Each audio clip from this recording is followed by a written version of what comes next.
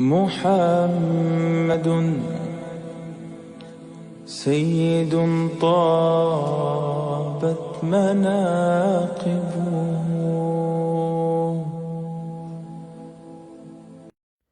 أعوذ بالله من الشيطان الرجيم.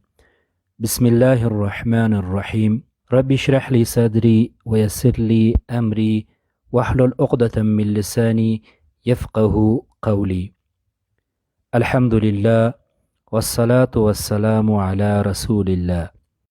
دوستان عزیز، در حال می خواهیم سیرت را تشریح کنیم که سیرت چی معنا می دهد.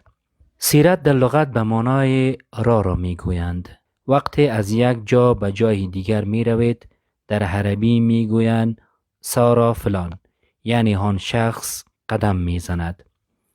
بناهن قدم و یارای است که یک شخص در زندگی خیش می پیماید و آن را سیرت می گویند. و همچنان به معنای سلوک، روش، راه و روش زندگی، موقف و بیوگرافی را نیز سیرت می گویند. سیرت در مورد هر کس گفته می شود، نه تنها در مورد رسول الله صلی الله علیه و سلم. با وجود که ما این لغت را با رسول الله صلی الله علیه و سلم زیاد استفاده کرده، وقتی یاد از سیرت می شود تقریبا تمام فکر ما به طرف زندگانی رسول الله صلی الله علیه و سلم می رود. مگر شما می توانید بگویید سیرت ابوبکر رضی الله عنه، سیرت عمر رضی الله عنه؟ در حقیقت سیرت بیوگرافی یک شخص است. پس این معنای لغوی سیرت شد. ولی ما زندگانی رسول الله صلی الله علیه و سلم را مورد مطالعه قرار می دهیم. اولین مبحث را که می خواهیم به آن بپردازیم تحت عنوان هست چرا خواندن سیرت برای مسلمانان ضروری است. اول، زندگی رسول الله صلی الله علیه و سلم تاریخ اسلام است. شما تاریخ اسلام را می خواهید بدانید، پس سیرت رسول الله صلی الله علیه و سلم را باید مطالعه کنید. در سیرت و زندگی رسول الله صلی الله علیه و سلم ما حالات و حادثات را پیدا می کنیم که تمام ضروریات یک دعوتگر را مرفوع می سازد. یعنی تمام آن چیزهایی که دعوتگر به آن ضرورت دارد در سیرت و زندگی نامه رسول الله صلی الله علیه و سلم موجود است. بناهن زندگی رسول الله صلی الله علیه و سلم تاریخ واقعی اسلام است. ما نه تنها بیوگرافی یک شخص را مطالعه می کنیم، بلکه تاریخ پر افتخار دین خود را، یعنی اسلام را مطالعه می کنیم. محمد بن سعد بن ابی وقاص یک تن از عشره مبشره است که الله متعال وعده جنت را در دنیا برایش داده است. پسرش محمد می گوید پدرم غزوات رسول الله صلی الله علیه و سلم و سیرت ایشان را برای ما تدریس می کرد و می گفت که این سلوک و یا دین پدرتان است، پس خوب یاد بگیرید. و علی بن حسین پسر بزرگ علی بن ابی طالب رضی الله عنه می گوید ما سیرت رسول الله صلی الله علیه و سلم را قسم درس می گرفتیم، قسم که قرآن عظیم شان را درس می گرفتیم. یعنی سیرت رسول الله صلی الله علیه و سلم برایشان قسم مهم بود، قسم که مطالعه قرآن عظیم شان برای آنها مهم بود. زیرا وقتی شما می خواهید زندگی موسی علیه السلام را مطالعه کنید، کجا می روید؟ از کجا باید مطالعه کنید؟ از قرآن عظیم شان. اگر بخواهید زندگی دیگر انبیا را بدانید، مسیر کجا می رود؟ مسیر امانا به طرف قرآن عظیم شان می رود. ولی اگر زندگی رسول الله صلی الله علیه و سلم را مطالعه کنیم، از کجا باید مطالعه کنیم؟ با وجود که در قرآن بعض آیات در مورد زندگی رسول الله صلی الله علیه و سلم بحث کرده، ولی اگر با تفصیل بخواهیم در قرآن ذکر زندگی نامه رسول الله صلی الله علیه و سلم نشده. بناهن اگر زندگی رسول الله صلی الله علیه و سلم را بخواهیم مطالعه کنیم، باید سیرت را مطالعه نماییم. تمام انبیای اولوالعزم زندگیشان در قرآن ذکر شده به تفصیل، بغیر از رسول الله صلی الله علیه و سلم. با وجودی که بعض آیاتها ذکر زندگی رسول الله صلی الله علیه و سلم را بیان می کنند که در بحث‌های آینده تاثیر سورت به خاطر یادگیری قرآن را ذکر خواهیم کرد. دلیل دوم که مطالعه سیرت را ضروری می سازد برای مسلمانان، محبت رسول الله صلی الله علیه و سلم است. محبت رسول الله را در قلب خود به صورت درست آن ایجاد کنیم و این واقعیت است که محبت رسول الله صلی الله علیه و سلم از جمله عبادت به شمار می آید و بخشی از آموزه های دین ما است. باید رسول الله صلی الله علیه و سلم را از تمام مردم و از نفس خود کرده دوست داشته باشیم. رسول الله صلی الله علیه و سلم فرمودند: لا یؤمن احدکم حتی اکون احب الیه من ولده و والده و الناس اجمعین. هیچ یکی از شما ایمان کامل ندارد مگر آنگاه که مرا از فرزند و پدر خود و از همه مردمان دیگر بیشتر دوست داشته باشد. ما مؤمن کامل شمرده نمی شویم تا وقتی که رسول الله صلی الله علیه و سلم را از همه چیز دیگر کرده دوست نداشته باشیم. پس دوست داشتن رسول الله صلی الله علیه و سلم بخش از دین ما می باشد. عمر بن خطاب رضی الله عنه یک روز نزد رسول الله صلی الله علیه و سلم تشریف آوردند و گفتند: یا رسول الله، بغیر از نفس خود تو را از همه چیزهای دیگر کرده دوست دارم. عمر رضی الله عنه انسان صادق بود و همیشه حقیقت را می گفت. رسول صلی الله علیه و سلم گفت: تا وقتی که من را از نفست کرده دوست نداشته باشی ایمانت کامل نیست. عمر رضی الله عنه مکث کرد و برگشت و گفت: ای رسول الله، حال تو را از نفس خود کرده هم دوست دارم. رسول الله صلی الله علیه و سلم فرمود: حالا ایمان عمر تکمیل شد. امروز امت مسلمه رسول الله صلی الله علیه و سلم را دوست دارند. از هر مسلمانی که پرسان کنید آیا رسول الله صلی الله علیه و سلم را دوست دارید؟ میگویند بله. ولی محبت عمیق و تاثیرگذار نمی باشد تا به وقتی که شما در مورد شخصیت رسول الله صلی الله علیه و سلم آشنایی کامل نداشته باشید.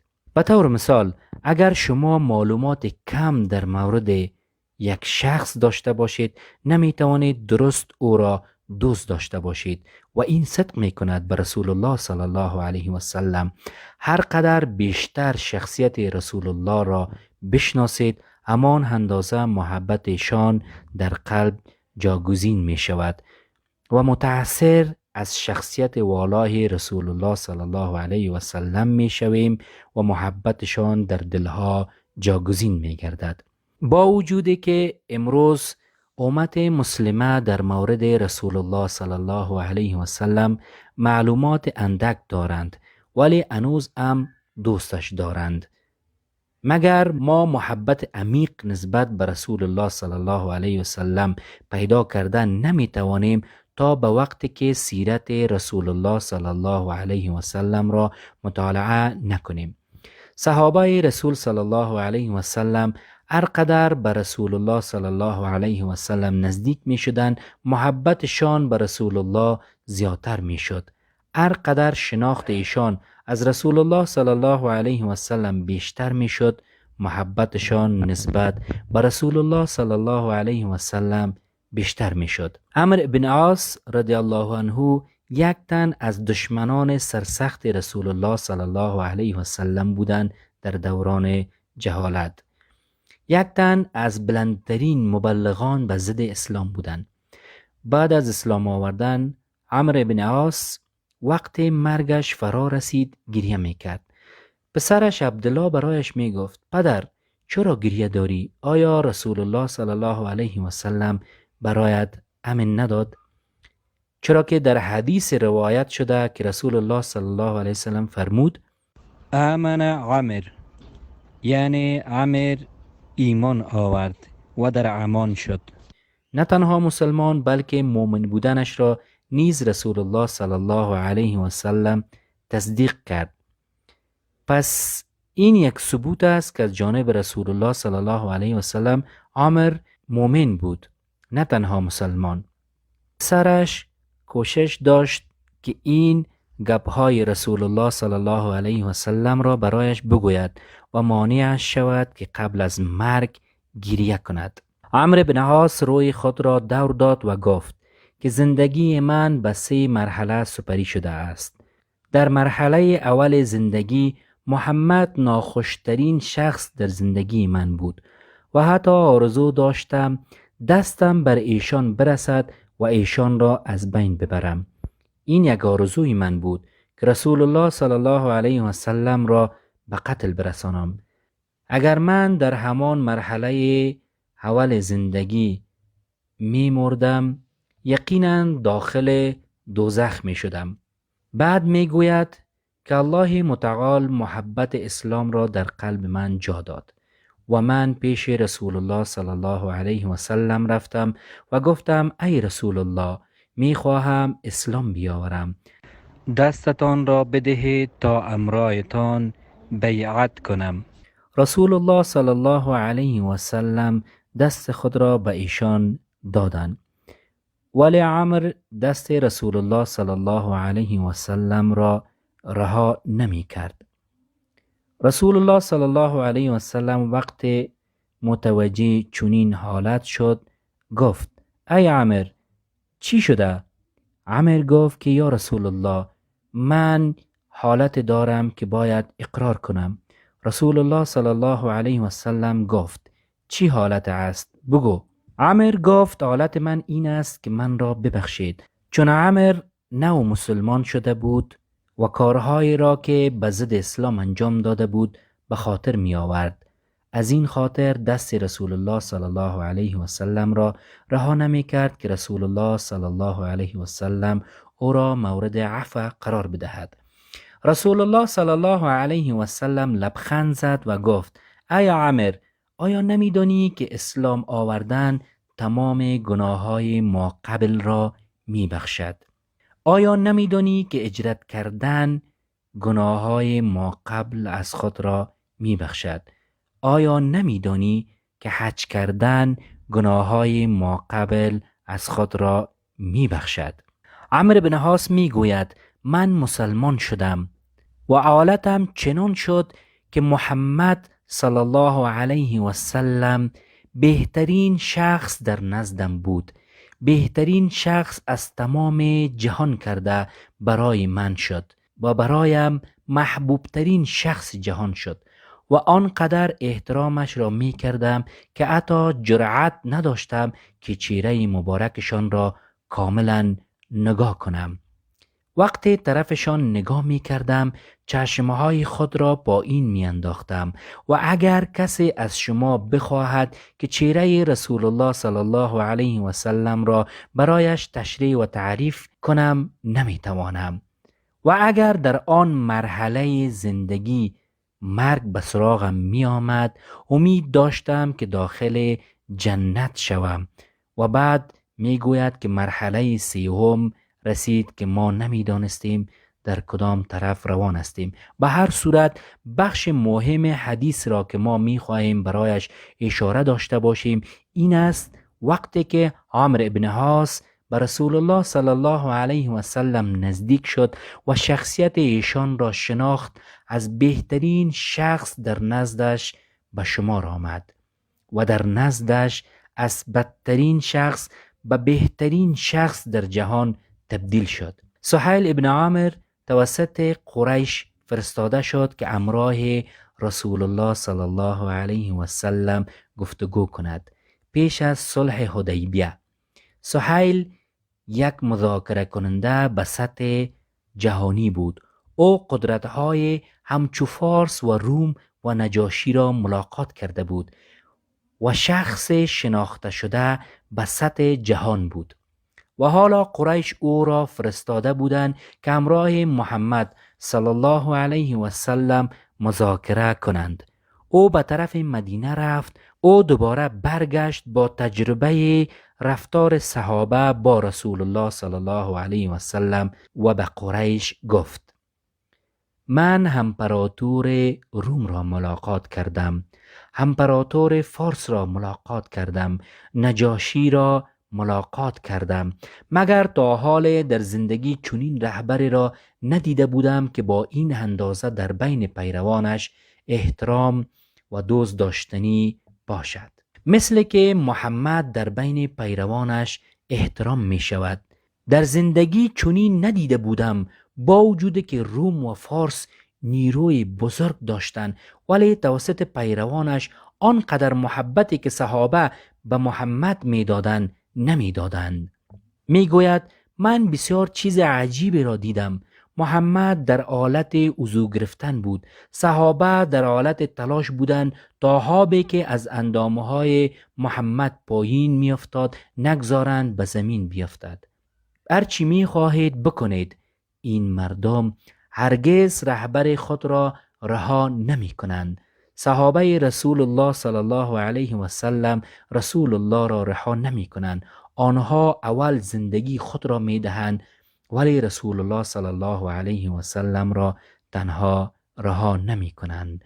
همه چیز را قربان رسول الله صلی الله علیه و سلم می کنند. پس اگر می خواهید رسول الله صلی الله علیه و سلم را دوست داشته باشید، باید بیشتر در موردش مطالعه نمایید. بیشتر هم ذکر کردیم، با وجود که معلومات ما در مورد رسول الله صلی الله علیه و سلم کم است، زیرا ما نصاب تعلیمی نداریم که در مورد سیرت رسول الله صلی الله علیه و سلم به شکل اکادمیک تدریس در مکاتب و در پوهنتون‌ها صورت گیرد. با وجود آن هم اگر از هر مسلمان پرسان کنید که رسول الله صلی الله علیه و سلم را دوست دارید، ایشان میگوید ما رسول الله صلی الله علیه و سلم را دوست داریم.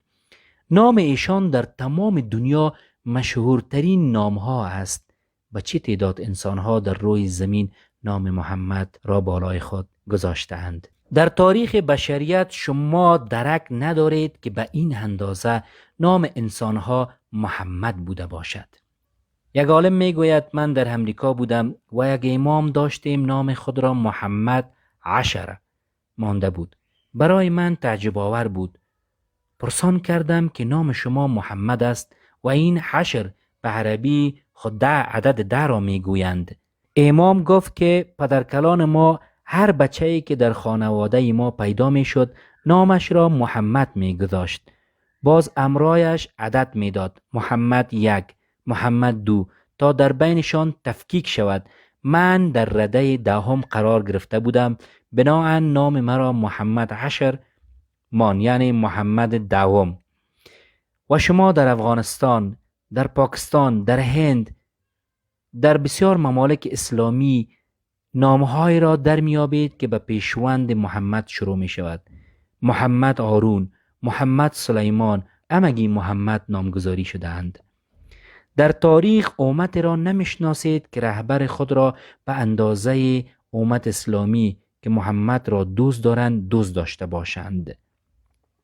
پس حالت چی خواهد بود اگر ما سیرت رسول الله صلی الله علیه و سلم و زندگی ایشان را و شخصیت ایشان را مورد مطالعه قرار بدهیم؟